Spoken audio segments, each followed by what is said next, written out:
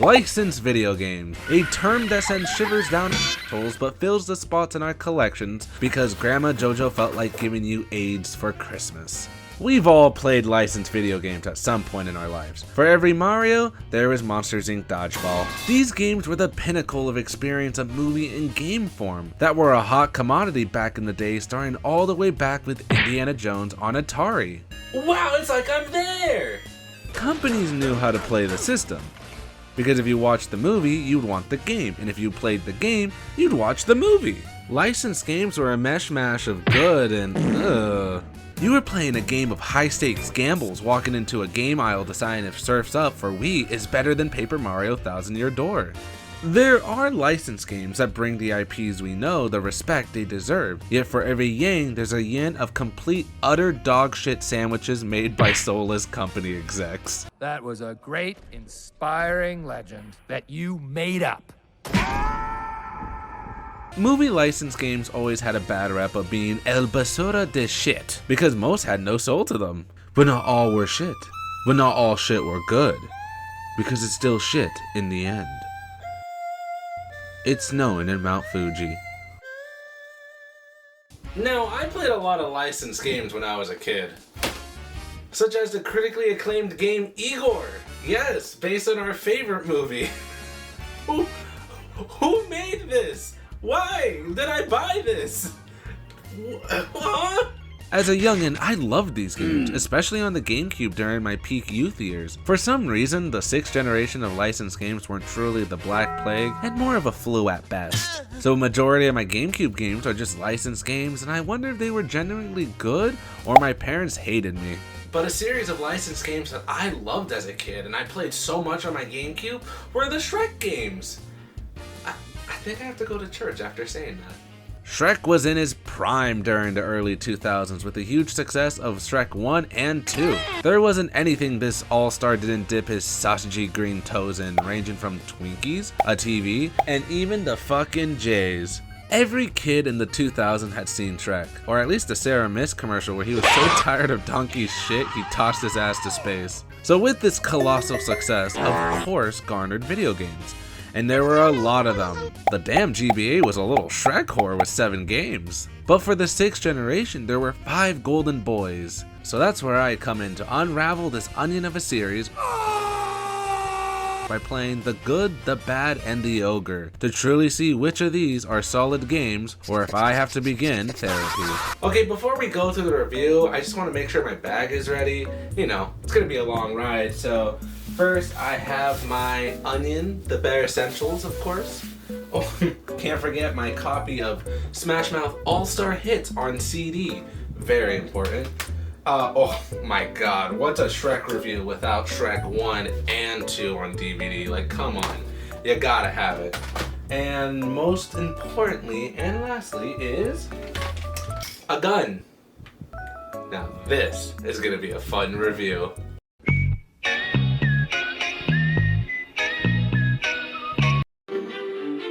Once upon a time, in a kingdom just down the road, a misunderstood ogre. Yeah, I think I've seen enough. Welcome to Shrek Super Party, where it's basically Mario Party, but a gun is on the table. This is the second Shrek game in the 6th generation, published by TDK, and if you're wondering why I'm starting at their second game, why wait for depression to settle in when I can drink now? TDK's track record isn't the most eye-catching, but they did make Muppets On With the Show their best sleeper hit. The best part is Kermit's 1,000-yard stare. He just looks like he's hiding 7 bodies in the pond. Also, it's made by Vicarious Visions. We truly live in a small world. Now, TDK had a hand in 2 Shrek games this generation, but so far their second one is just... it's so... God, this is horrendous! Look, I know art is subjective, but so are STDs. Shrek looks decent. Donkey, Fiona is actually pretty solid. Markiplier jump scare. Robin Hood swam with Father O'Reilly at church cram, and Thelonious is adorable. I would love a stuffy of this version of him. The art style is the immediate turn-off to the game, and I'm surprised with a cover like this, people still bought it. That's like going into GameStop and buying Shrek Super Party with a copy of Mein Kampf. Shrek Super Party is just like a typical party game in mannerisms, but unique in its own way. Like how Grandpa said something racist at Thanksgiving this time, then shit in his pants. You play on a huge board with familiar locations from the movie as you try to acquire 500 precious drops. Meanwhile, you play minigames, aka Epic battles, where at the end you can mix and match bug types to score some more precious drops. On paper it's fun, but in execution... So I just put my head in there, right? Shrek Super Party is uncomfortable with how long one game takes. Moving across the board feels so sluggish because you only go forward in the path you chose, and when you get to the finish, you just start again. Oh boy, I wonder what I get for winning. Oh.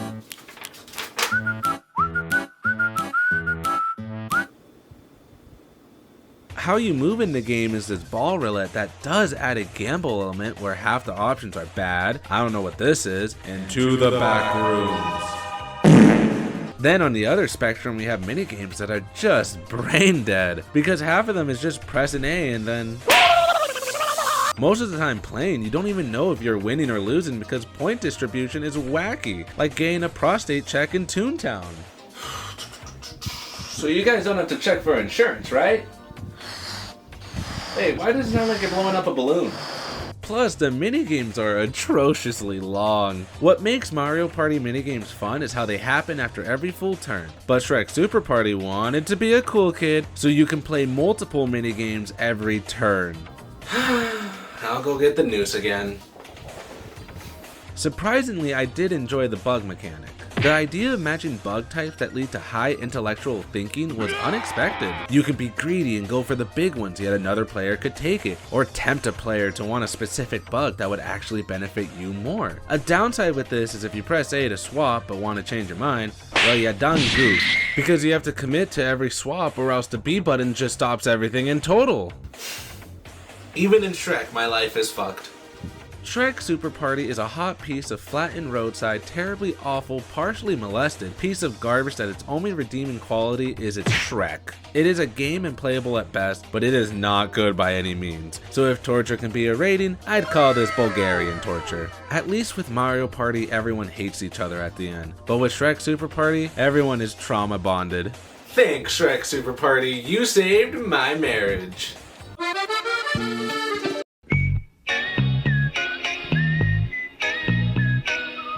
Oh perfect, I can end this game already. Shrek Extra Large is TDK's first 6th generation game that is actually a redo of the Xbox version named Shrek. Wow, my movie and the game have the same name. It was fate. All they did for the Extra Large version was a new level, a story nuance, some glitch fixes, and they cut out the Xbox cutscene in favor of a book narrative. Now, Shrek Extra Large is ambitious for being the first Shrek 3D platformer. Okay, now this is exciting. See, some of my favorite licensed games are the ones that just plop you into that world and just let you explore for every nook and cranny within that universe. I want the cookies. I now have type 2 diabetes. Shrek Extra Large is ass, but tolerable. Our relationship is complicated. The story is like butter on toast. The Ice Queen betrayed Merlin, so Merlin stole Fiona and forced Shrek to kill the Ice Queen. That then the Ice Queen asked Shrek to kill Merlin, that then Shrek kills both of them. Ah, such exquisite, true classic literature. It would even put Shakespeare's works to shame. You're not getting much out of this story because Shrek doesn't speak a damn in this game. That feels out of character, and most of the dialogue is told through storybooks. But I do like how Shrek is out here throwing jabs like a father 17 eggnogs deep during Christmas. You could just beat the kidneys out of anyone you see. The combat was honestly the best feature of the game, and the way Shrek holds someone and just runs like a steroid linebacker was always hilarious to me, especially since you have to look at this atrocity of a face.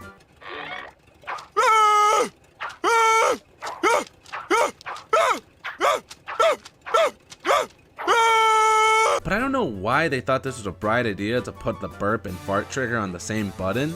Like, guys, there are multiple other buttons on this controller. We don't have to run a train on this one. If you eat a chili and fart, you can cause an explosion. Yet I had so many moments where I was just burping and farting because of my misinput. Some of the other biggest issues I had with this game were its ambiguous methods to solve missions. Like this one about knocking out the witches, but they don't tell you have to specifically fart on the old ladies, then super punch them.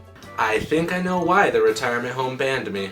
Or how they want you to find multiple spiders that you have to lure out holding bugs, yet the stage is as dark as Steve Harvey's asshole. Or even finding bats that are hiding on high places that you can't see because Shrek's neck is too fucking thick. Okay, this level ruined me. But Shrek Extra Large is still an extra large game, but lacks substance like a video game form of a diet. They were proud of their use of deferred shading, yet you can't see your leg to your nuts in some of these levels.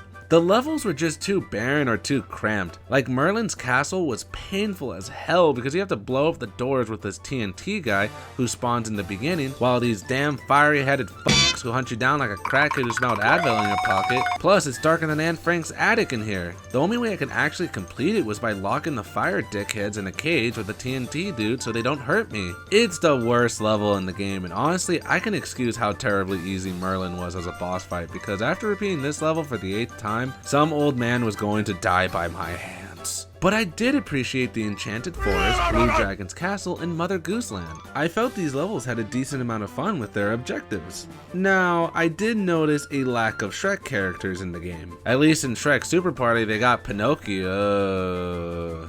Oh no, I am sleeping with the sheets on tonight.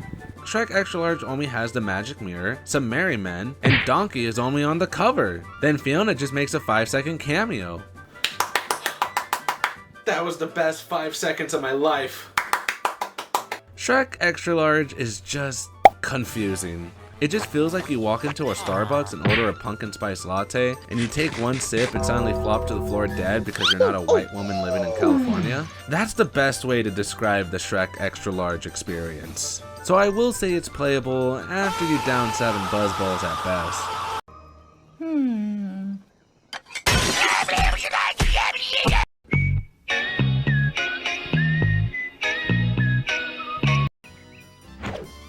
Now, Jinoka, pray for mercy from Puss in Boots.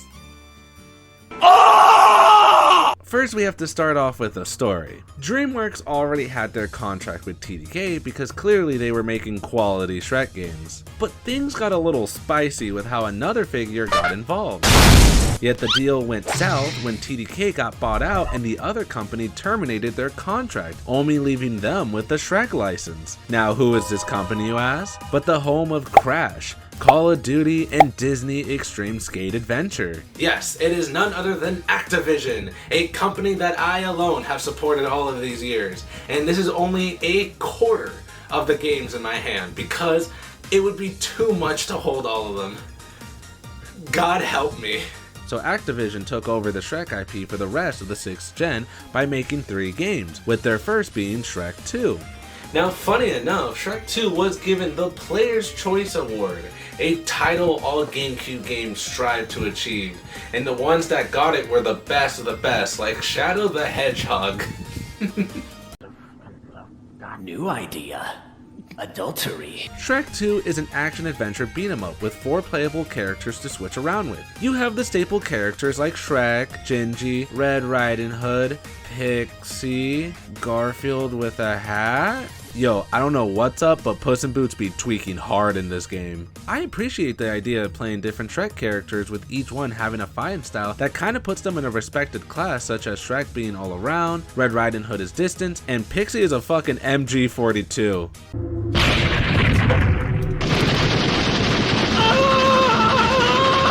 Then all the characters have a special move that are used for puzzle solving or sometimes even combat. Graphically, the models are pretty solid, except Puss in Boots who snuffed too much catnip up his ass. It's borderline art by how scuffed they made Puss. Now, the levels on the other hand are kind of a mixed bag of Shrek nuggies. The levels are themed to the story of Shrek 2, so you got key locales like Far Far Away, then you have some original locales added like an underground cave to fill in those gaps. A personal favorite was the prison level where Shrek was decommissioned, so you had to have all the fairy tale friends come in for the save. Also, I swear I heard the portal sound from Skylanders.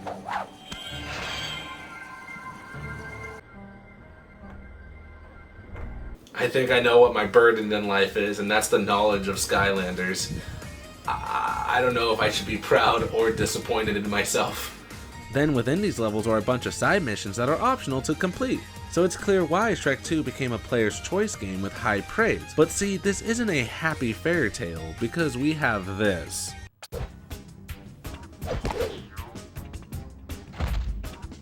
Somebody catch those pants, they're flying by the seams! My issues were the heroic challenges and boss fights. Heroic challenges are a cute way of saying mandatory minigames. These range from "you are baby" to "holy shit, if I fall Shrek will castrate me vertically." These would fill the end of the level with a fun break from the ads, but I wasn't a fan. After Puss in Boots, I just had nightmares. But nightmares are made by experiences, and those were the boss fights. Most fights, the boss would just do some wacky pappy bullshit, and because the comms are masochists, they'd get hit and die to the attack, leaving me with no backup. Yet through the power of cheese, I was able to bypass these easily without my pride wavering. Because I hate myself and I eat protein powder for fun. But the final boss fight nearly made me drop this game. The fairy godmother fight is atrocious with how you fight these hordes of enemies, then a confrontation with her, another horde, then Prince Charming, and then the final fight. It's a bunch of hoopla. I did that shit 6 times and it got to the point I perfected my tactics so well the US Army almost enrolled me. So, General of America, once you stop time with Fiona and, neutral air a bit around, that is the perfect opportunity that you can then switch into Donkey and then give them the good old 1-2. Oh, he hung up. I'll just call one more time. Hello? Honestly, Shrek 2 is a great game, and I see where its nostalgia comes from. Shrek 2 is a phenomenal movie with a solid tie-in game. I had my downs, but I did find more upsides by how they nearly hit the mark of what makes Shrek. I won't deny it, I see why a lot of people had a fun experience with Shrek 2 on the GameCube. It's a genuinely fun game, and a good time waster at best. So, most licensed games I feel like have aged poorly in some way, but Shrek 2 just didn't hit that way. He showed her everything from gadgets to gidgets, a graph, a pie chart, and a pie to go with it. He showed her numbers, statistics, blind jabbets, and widgets. He even showed her a couple of midgets.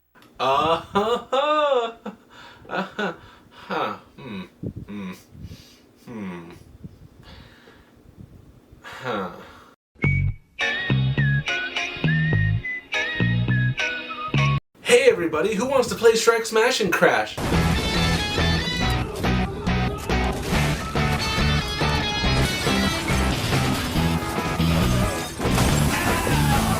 Shrek has so far dipped its green toes into a party game, platformer, and beat 'em up on the 6th gen, so clearly it was time to try something different. Okay everybody, I have an idea. What if we made Galgun with Shrek, and we called it Galgun featuring Shrek? No? No? Okay, well, you know what? Fuck all of you, and we'll just put them in the car then. Shrek Smash and Crash Racing is a Shrek spin on racing games, and when I say spin, I mean... Call the police. Look, I'm not gonna sugarcoat it, the game sucks. I want to defend it, but call it Mario Kart Stockholm Syndrome, but Shrek Smash and Crash, no bueno. There's just a plethora of problems in this game, like how there's only 24 courses and that sounds like a lot, but it turns out that 12 of them are the actual version, with the other half just being mirror mode, and don't even get me started with some of the music. This is Chinese torture. The levels are themed from iconic locations from the movie, with some added nuances. Then the character list is cool, but Jesus Christ, Goldilocks looks like a German folktale. But none of these would be a huge issue if the racing itself was fun. The way to accelerate is holding up on the thumbstick to build up your speed meter and also to maneuver. But the faster you go, the less control you have. It's a solid idea until... Oh, it made my thumb depressed. It is not a race to the end, it's a race to who gets carpal tunnel first. Oh boy, I'm winning.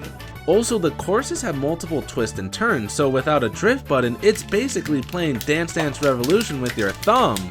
It's really the physics in Camera 2 that just feels so gross because the screen is constantly shaking. That is the flavor to the name Smash and Crash, but adding Type 2 to lung cancer isn't a flavor I enjoy either. Then the items are your standards you find in a racing game with everyone having access to a good old pimp slap. That's how I got most of my frustrations out in the game. Yet the item distribution on the other hand is unbalanced as fuck! Usually when you're in last place, they'll give you offensive items, with first place getting defensive items. Well, Shrek Smash and Crash said no, and began fucking the rules, because you can be in first place and still get boost items.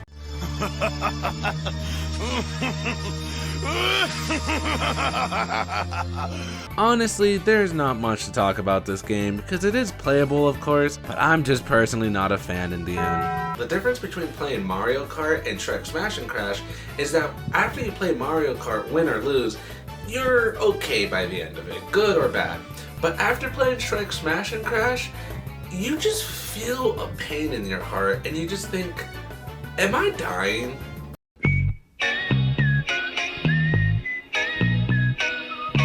What do you think of my sweet ride? This baby is one of a kind.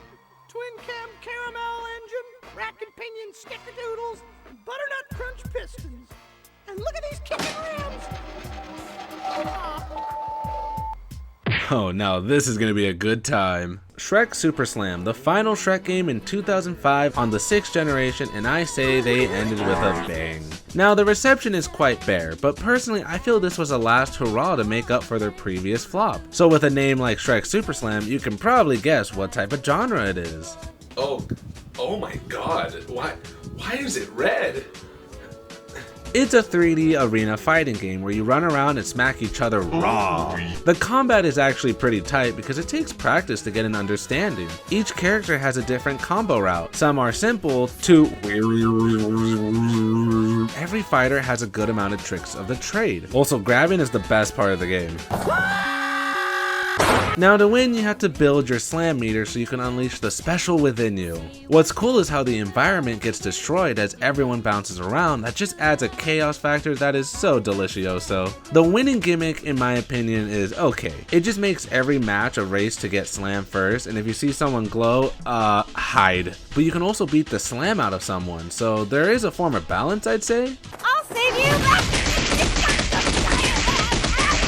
The list of characters and levels though are where the game shines. You have the familiars you'd see, but then there's characters that make like one cameo and they created a genuinely fun fighter. Then you have characters they creatively made from fairy tales like Genome that I swear he looks like the lead vocalist to Smash Mouth. Rarely do you find a licensed game that opens the door for people to play as their favorite obscure character. And the character models are very solid, with some having alternative costumes. Oh, finally Puss in Boots doesn't look like a McDonald's skinwalker anymore. My only niche nitpick I have is the lack of Lord Farquaad and Famonius. They make reference to them with levels, yet this was a missed opportunity to bring back the OG baddies. Honestly, I would have loved to see Lord Farquaad as a fighter. It would have been hilarious to just see him scuttle across the stage like, ooh. Then the levels are enjoyable with their themes being centered around the movies and some referenced by Shrek II the game. Also, the music is bippin' boppin'. I was humming some tracks like the Fire Tux Fat Boy song. This song goes so hard for being based off a snippet from the movie. So for the multiplayer fighting aspect, Shrek Super Slam is wrecking it, but the single player content is where it is at. There's the mega challenges that are like the World of Light, where you progress to unlock characters and stages by playing little themed challenges, to regular tournaments with the fighter of choice. Now this is when the cold green hands of reality settled in. See, in the beginning this was a fun kids game of button mashing. Then I witnessed the deep dark hells of competitive Shrek.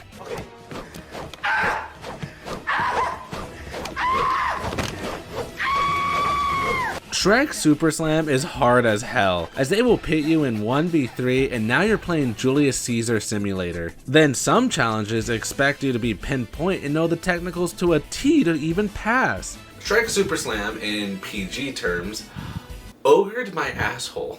I gave up by how ghoulish the difficulty became. That sucks because I was enjoying the challenges until the challenge became surviving from a heart attack. Ow. But nonetheless, it showed me how technical Shrek Super Slam is, so it's basically Shrekin'. Now, let the show begin. On the other hand, there are the storytime episodes. These start off with the cast trying to put Donkey's kids to sleep, so each tell a whimsical tale. I didn't mention this earlier, but the previous games captured the Shrek charm by just being fairy tale wacky. Yet Shrek Super Slam really captures that Shrek charm with amazing voice acting and jokes that feel like they can be in the actual movie. Okay, you're right. Master Fu, here comes the ultimate beatdown. I want my money back for those karate lessons! They have so much love put into them that just captures them zesty Shrek vibes. Especially how well animated they are, that just helped with the comedy and honestly the greatest aspect to Shrek Super Slam. Hey, buddy, make a choice already. I'm starting to petrify back here. Whoa, slow down, Pally. I speak 5 languages, but I don't know gibberish. Want to take another whack at it?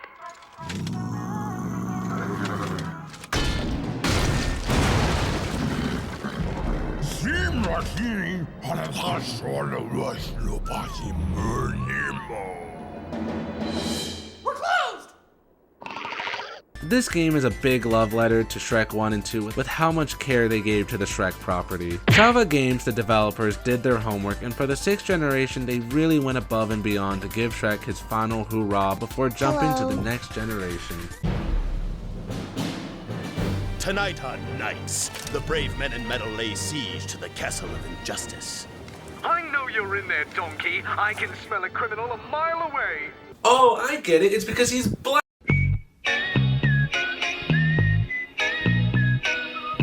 After playing all the Shrek games, I not only tortured myself to the point I see green in my dreams, but Shrek on the 6th generation was truly a mixed bag of onions. Each game tried and captured some element with the Shrek property, but hey now, not every one of them was a rock star, but some were glitter and gold. To put them in a rating from best to worst, I would categorize it with Shrek Super Slam, Shrek 2, Shrek Extra Large, Shrek Super Party, and Shrek Smash and Crash. I'm curious to know your opinion on your ratings, so please let me know down in the comments below.